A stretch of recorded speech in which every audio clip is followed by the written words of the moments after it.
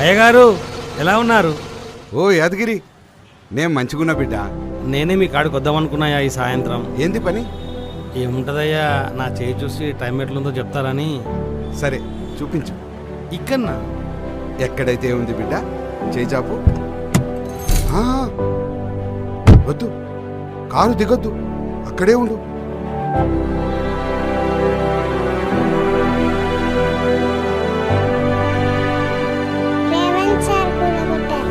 అవునా? ఏమన్నారా ఆ రోజు వచ్చి? వద్దు వద్దు అన్నవా? నువ్వు కూలగొట్టొద్దు అన్నవా? ఏం చెప్పినావు మరి నువ్వు? ఇచ్చేది వాళ్ళు, కూల్చేది వాళ్ళు, చంపేది కూడా వాళ్ళైతే బాగుంది. చంపేయండి.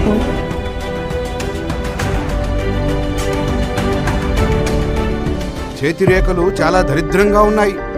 పొరపాటును కూడా కారు దిగకు, చచ్చిపోతావు. అదేంటయ్య గారు? అవును, కారు దిగావంటే హైడ్రా వల్ల నీ ఇల్లు కూలుతుంది. నువ్వు రోడ్డు మీదకొస్తావు, అడుక్కు తింటావు. మరేం చేయాలయ్యా? చేతి రేఖల వైపు మాత్రం అస్సలు చూడకు. కారు దిగనే దిగకు. నీకు, నీ కుటుంబానికి, నీ ఏరియాకి చేతి గండం భయంకరంగా ఉంది. అవునా? ఎప్పటి వరకయ్యా? నవంబర్ 11 వరకు ఉంది.